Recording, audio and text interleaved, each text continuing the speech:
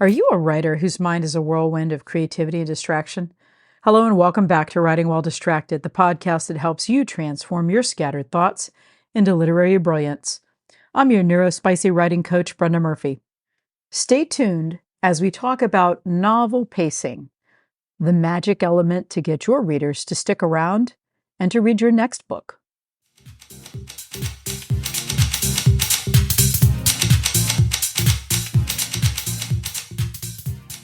Pacing. What do we mean when we talk about pacing in a novel? Pacing is how the reader perceives the speed of the story. So when we talk about pacing, we're talking about the reader's experience and how they feel reading through the novel. Whether they feel breathless, whether they're comfy and cozy, whether they're titillated and excited, or if they're bored because your pacing is off. Pacing that's off will yank a reader out of their experience and is more often than not the cause for a reader to not finish a novel. Writers who excel at pacing often get reviews from readers who say, "I couldn't put this book down. I couldn't wait to find out what happened next. I stayed up all night reading this book because I wanted to know how it was going to turn out." Or, "This book is like a warm hug I didn't want to end. It was wonderful to settle down into the story and feel the world disappear around me." That's what excellent pacing can do for your novel. The primary tools for pacing your novel are sentence length, scene length, chapter length, word choice, and the length of your story overall. No matter if you're writing flash fiction or a 900-page novel, the point is that the length of your work affects how readers experience it and what expectations they bring to the story. If you're writing genre fiction, this is particularly important. People who read thrillers want to be thrilled. They don't want to be mired down in the middle of the book wondering why their thriller isn't thrilling them. Thriller readers want to have stories that are rapid-paced and that drags them along, whether they're ready or not. If you write cozy mysteries, you're going to pace your story differently because cozy story readers want to experience the story like a warm comforter on a winter night. They want to wrap themselves in the narrative, trusting the author not to tell them the story at a pace that's uncomfortable. They're reading cozy stories, whether it's cozy fantasy or cozy mystery, because they want to be tucked into that world that you've created and enjoy their reading experience at a leisurely pace. Romance readers, depending on the reader, want differently paced stories. Some want a slow burn, others want a story that gets to the naughty bits right away. Some want the pacing of a romantic thriller, and others want a cozy romance. Science fiction and fantasy readers tend to enjoy long stories that are well-paced with wonderful world building, where the exciting bits and the stuff that make you turn the page are interspersed throughout the narrative. This is where knowing who you're writing your story for comes into play. Knowing what story you want to tell is really going to help you with your pacing, along with who you're telling it for. When trying to sort out the pacing of your novel, use your past reading experiences. Think of those books that kept you up all night long, no matter what your obligations were the next day. And those books you slugged through because it was required reading for a class. And other times because you were, torturing yourselves into finishing a book you weren't enjoying. As I've gotten older, I do that way less often. If I am not feeling a story, I'll just stop. I may go back to the book later because I might be in a different frame of mind, and I might finish it then.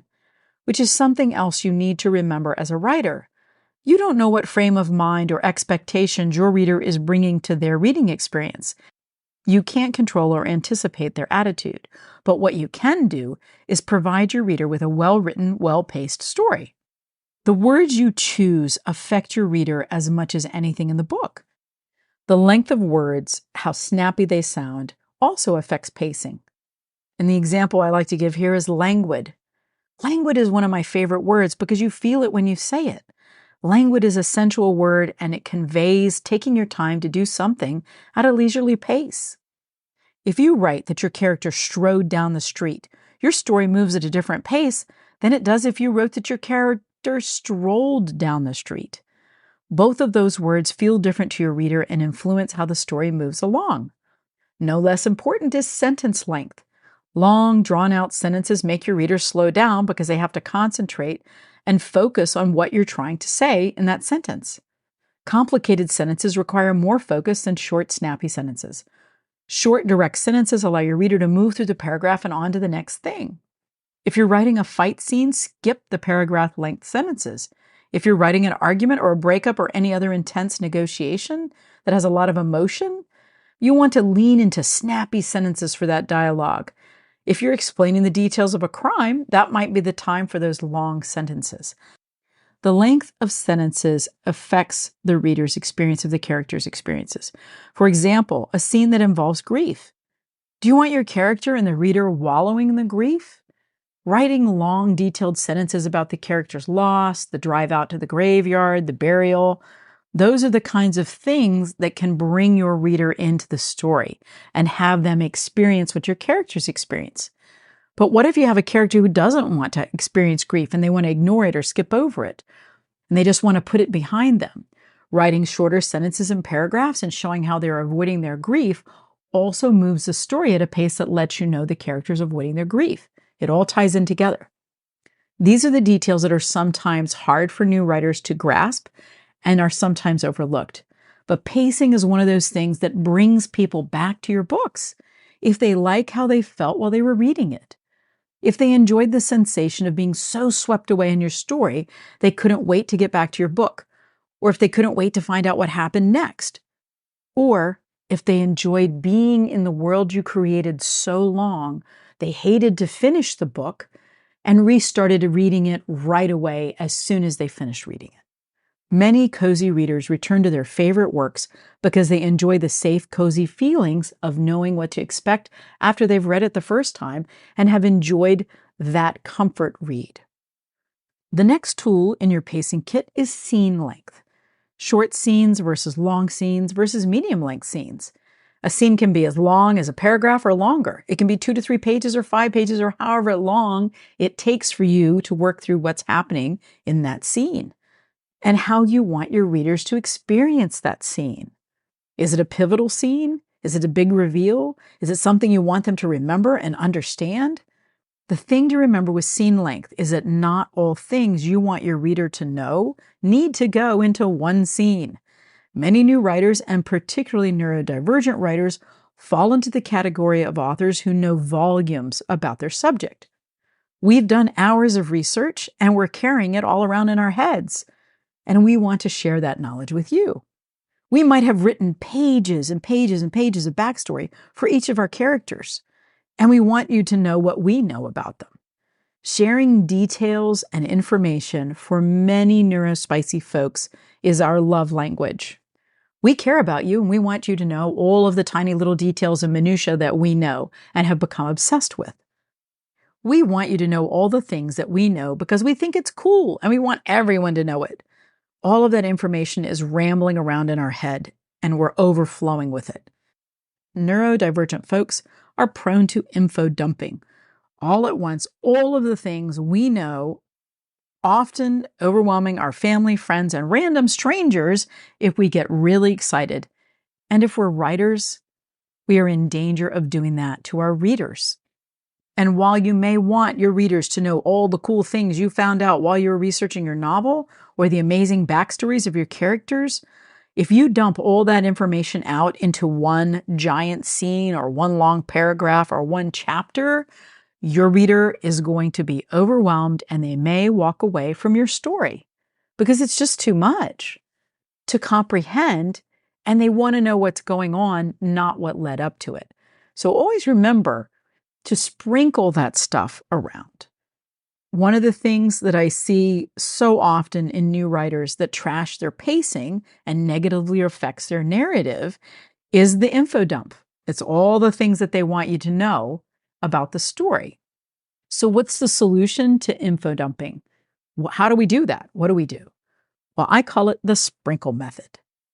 You need to sprinkle all of those things that you learned and your backstory, and maybe not all of them, because let's face it, we often do 200 pages of research for a 60-page novel, and that's just us, but not all of that research needs to go into your novel. You need to sprinkle in the bits and pieces that make your world feel real and make your characters relatable, and so that your readers get finished with the sensation of having known your characters and knowing about them. So you sprinkle in all those little tidbits and backstory and observations and research. Trickle it out over your narrative so that you don't overwhelm your reader and completely blow up your pacing. So while we're talking about scene length, let's combine that with talking about the length of your fiction. Flash fiction absolutely astounds me. It is amazing the emotions that can be generated in so few words. The same can be said for short stories and novellas. Anything that has a very short, defined length requires you to pay attention to every single bit of it. Intense focus, word choice, sentence length, and in the case of short stories, paragraph length and scene lengths. Now, you may say, well, that's all well and good, but I write longer things. And that's when pacing, it's always important, but you really have to know how to pace yourself if you are going to write a very long novel. And I'm talking particularly here, usually fantasy and science fiction novels often run to 700 pages. And if you are able to pace that well, your reader will be very happy to stay in those 700 pages and work their way through your giant book. I have a favorite series where all of the books run to about 700 pages, and I have read all 9 books multiple times because they are so well paced. I never feel bored. And even though I know the story, I keep reading it because I love the way it's written. I love the pacing. I love how I feel reading it. And that's what you want.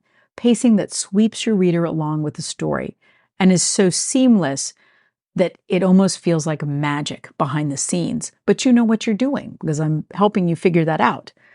Using scenes and chapters and sentences and paragraphs is what will get your readers from the beginning to the end in an organized and hopefully enjoyable fashion.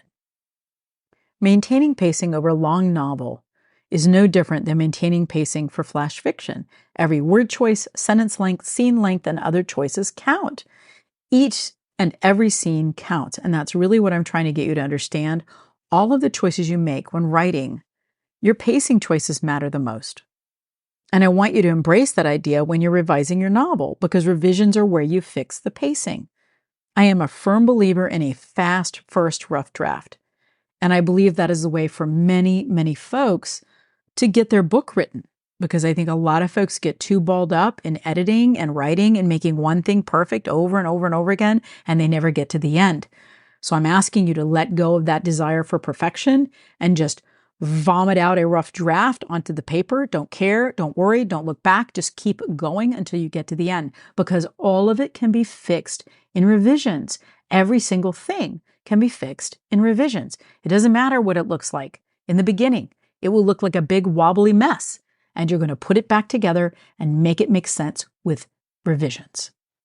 I fix pacing at the same time I fix structure in my novel, as they're both very interrelated. I imagine structure as the trellis that my pacing grows on as my story progresses. That's the image I have in my mind. And I have a podcast about structure and working on your story structure and what exactly that means. And I will link that in the show notes. I will also add a link for a free PDF that I have for 30 pacing tools and how to use them. It's a little bit more of a detailed explanation. It goes into some finer points of what I'm talking about today, and you can have that for your reference. The other thing that I'm going to link to in the show notes is a book by Jordan Rosenfeld called Make a Scene, and it explains wonderfully how structure and pacing work together in scenes and how to build your novel with scenes, because really that's the basic part of a novel, the scenes. That's what it comes down to, because words and sentences and paragraphs all go into making a scene. And that's what makes your novel. Understanding how scenes work together to move readers through your novel is key to understanding how pacing works. The final thing I want you to consider is that, and I've referred to it throughout this podcast, is that pacing is what gets your readers to finish your book. Nothing will make a reader give up on a story faster than wonky pacing. Even if you start out strong with a great couple of first chapters, if your pacing falls apart in the middle of the book, your reader's going to stop reading. So when you're revising, be ruthless. Cut the scenes that don't do anything. Be ruthless about it. Insert scenes or revise scenes that don't move the story along or don't show character development, which is also part of your story. Make sure every scene is doing its job to move the plot along or show character development or do both. If your mind is wandering while you are reading through your manuscript, you've got a problem and you need to fix it. And you fix it by going back and looking at your word choices, looking at your sentence length, looking at your scene length and your chapter length. And follow that read through by looking at your narrative. Are you telling an interesting story that's going to encourage your readers to turn the page? Have you told an entire story in each chapter and not left your reader wondering what happens next? Each scene should end on an event that makes you want to read more. Make something happen, particularly at the end of a scene, even if it's just your character reflecting on what they're going to do about what just happened. Mastering pacing is huge, and it's probably the biggest part of becoming a writer and being a writer is understanding that concept. You want something to happen that makes the reader go, wow, what's going to happen next? You want that. That's the experience you want your reader to have because they're not going to keep turning pages if they feel like they've already understood the story. Or if there's no reason to turn the page. If the end of your scene feels finite, they're not going to turn the page. Mastering pacing can be challenging, but it's part of the craft of novel writing and it can be learned. Keep at it, use these tools, keep your readers turning those pages, and keep writing. Stay tuned, stay inspired. If you have enjoyed today's podcast, please subscribe and leave a review. It really helps get the podcast in front of more folks. Don't forget to check out the show notes for the links I talked about for a free PDF about novel pacing. And until next time, take care. Thanks for tuning in to Writing While Distracted, where we navigate the winding roads of creativity amidst the chaos of distraction. If you've enjoyed this podcast and found it useful, please follow me for more updates. Share it and tag me. DM me and let me know what you found most useful. Leave a review. It really helps get the podcast in front of more folks. And remember, in the dance between focus and diversion, every stumble is a step closer to mastering the art of writing. Join us next time as we continue to unravel the mysteries of the writer's mind. Until then, keep writing, keep wandering, and embrace the distractions that fuel your creativity. Stay tuned, stay inspired.